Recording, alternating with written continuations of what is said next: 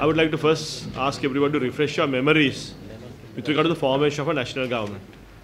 As you know, in terms of the constitution, the cabinet consists of 30 members.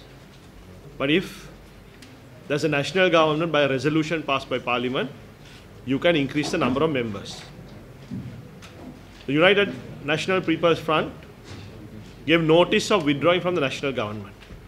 Thereby, by operation of law, the cabinet can consist of only 30 members, and thereby the cabinet became functus consequent to the UPFA pulling out of government. You can't have a prime minister without a cabinet. Thereby, consequent to the cabinet being functus, there is no prime minister in terms of the law. In keeping with that, His Excellency the President lawfully gave notice dismissing the former Prime Minister and appointed Prime Minister Mahinda Rajapaksa as the duly elected Prime Minister of Sri Lanka, which has not been challenged in a court of law and which there is legal provision to challenge, like the resolution was challenged.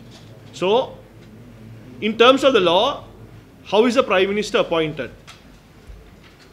In the opinion of the President, the person who commands the confidence of Parliament, the most confidence of Parliament, is appointed as the Prime Minister. So, President Maithripala Sirisena, in terms of the law, has appointed Prime Minister Mahinda Rajapaksa. As you know, consequent to that, there was Honorable Ranil Wickremesinghe also claiming to be the Prime Minister.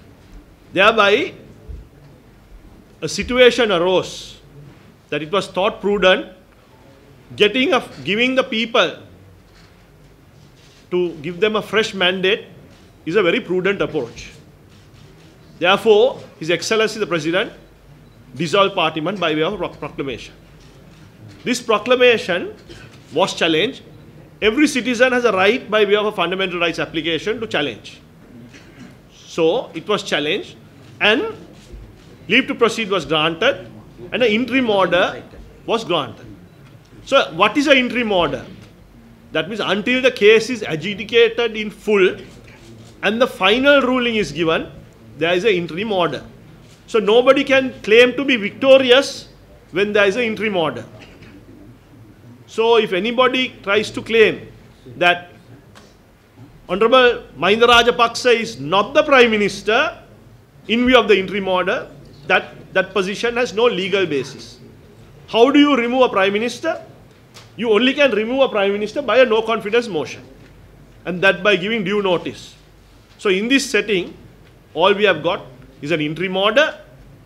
We propose to make an application to court and ask for a fuller bench, and thereby we are confident that we can pursue and that we believe the decision of the President is lawful. So until the final decision, nobody can claim by virtue of an interim order that they have got the final relief. Thank you.